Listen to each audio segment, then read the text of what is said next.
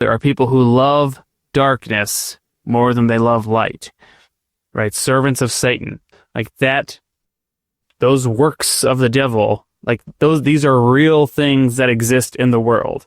These are real forces that exist in the world that we, as disciples of Christ and as his church, right, are up against. These are forces that we may come into contact personally and individually.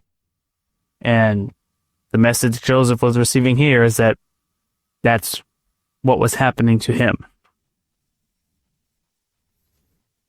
I particularly like, and this is something we've talked about before, so it's not a completely new concept or idea, but because I think this is so different than how people normally consider this, when he says, pray always that you may come off conqueror.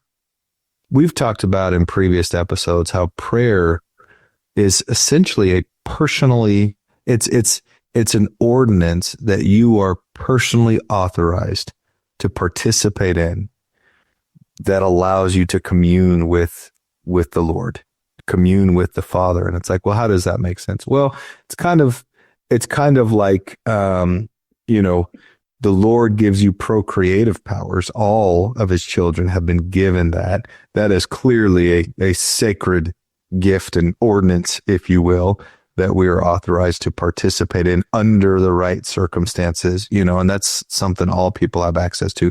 Prayer's kind of the same way.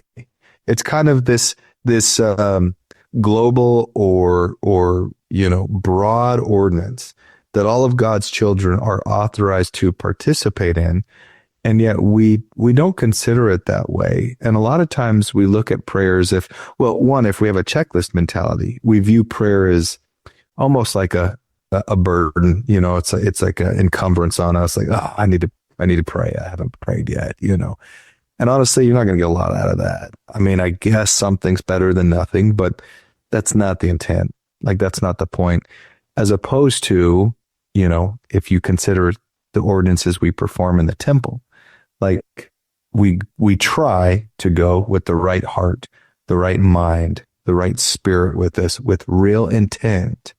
How many people, for those who don't work in the temple like you and I do, or serve in the temple, I should say, like you and I do, when they do go, like normally people go with like a purpose, with like real intent in their heart. They might be looking for an answer. They might just be feeling like they need a pick me up, or they need to feel the Spirit with them, and they purposely dedicate that time to go to the temple and to receive that. And yet they forget that the same can be had in your own home. Like the Lord is seeking for you to have that spiritual experience within the walls of your own home as well. Now, I know for some people in their home life, that's not always easy. I get that. There's always exceptions and alterations might be needed. But the broader point is, like, why does he say pray always that you may come off conqueror? Because if you're doing that correctly, if you're doing it with the right heart and with real intent, like that will do more to help you overcome this world, this celestial state of being, than almost anything else we do. I mean, it's that important and that powerful in our lives. Thank you for watching. If you found this content spiritually enlightening, please like, comment, and subscribe. Like the gospel, these little things make all the difference, and it helps the algorithm push out better content for everyone to enjoy on YouTube.